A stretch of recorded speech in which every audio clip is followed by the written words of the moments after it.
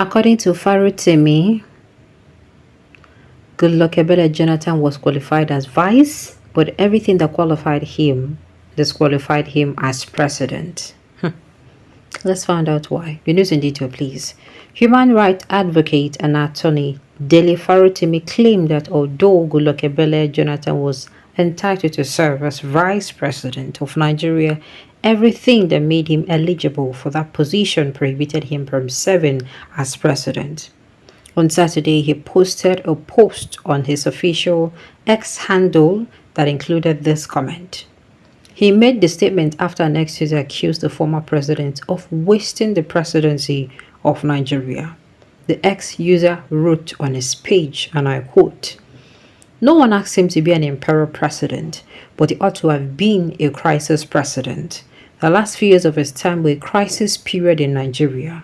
The Constitution makes provision for the exercise of prerogative powers during crisis periods to enable the president to have a direct chain of command in handling any situation from Boko Haram to all cabals, but he failed to work with this."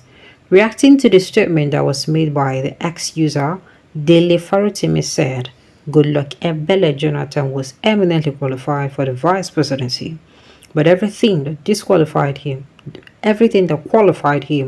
disqualified him for the presidency. He wrote on his page, and I quote, "Okay, now the thing is, you don't understand. You don't understand. And I don't even understand this statement proper. I would have loved to dive into this and find out why he's going to be sounding this way. Do you understand? Why he gets to sound this way? Because if you check this thing with this man talk, I think if we dive into it, we are actually going to learn a lot about this. We're going to see what he actually means. Because how am I going to say this now? How am I going to say this? Goodluck Ebele Jonathan is somebody that they always come outside to, people come outside to their situations that they come outside to, how do I put this now? What's the word? To blame him. Let me just say, they pass the blame onto him, say, oh, if it was more decisive, if it was more firm, you understand, you get now, that Nigeria would not have been where it is. But on few occasions, people will come outside and say, this man, the same man, and I make Nigeria, they come on. But a lot of people that have said, info exists.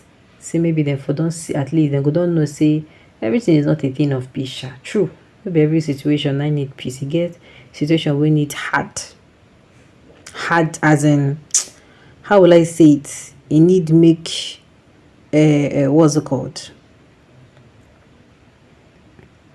You need make use hard hand, hard fist to one. Okay, now listen. He is severely lacking in the egomania. He's severely lacking in the egomania demanded of the occupier of that office by the drafters of the fraudulent constitution.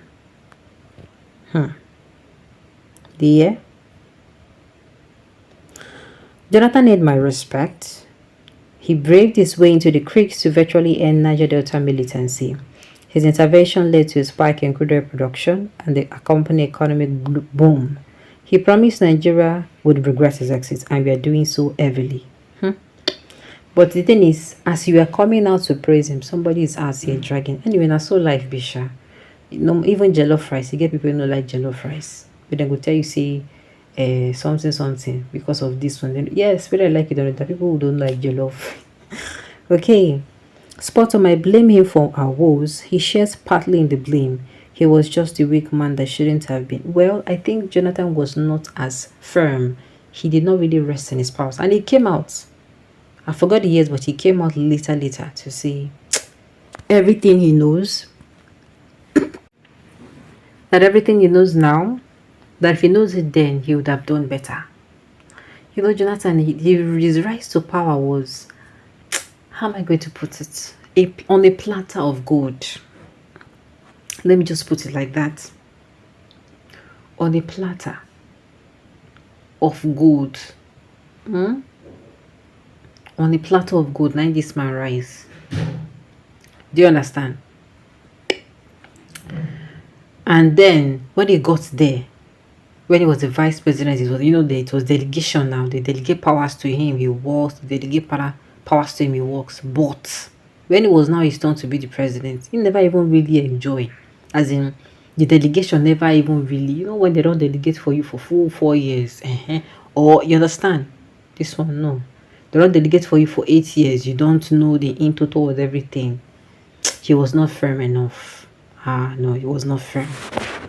If he was as firm as OBG, many of the nonsense would happen for this country from now on. So I want to believe that is it. I want to believe he has a part to blame because he did not rest in his full powers as the president of the country. He did not.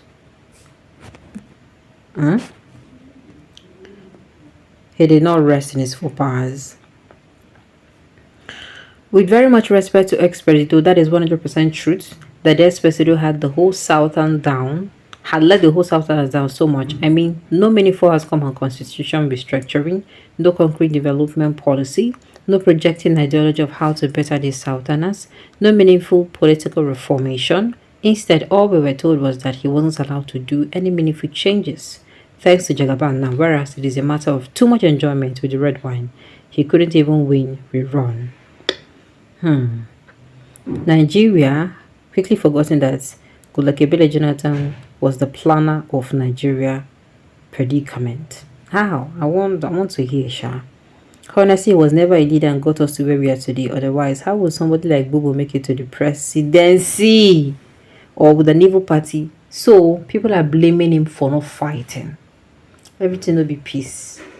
But come to think of it, anyway, the people who will stand with Omo, the man for don't fight. Yes, man go down. Normal, she be people they die on a daily basis, but you go even good to them die for good poop. That is this not say with what people will say. You understand? Well, why some people will say in a lie? Had they be said that man no agree. And I know we see never using that. When I way they talk now, I never using the I see. Alright, on this note, we have come to the end of the news. So say thank you for tuning in to listen. Until I come your way next time, enjoy.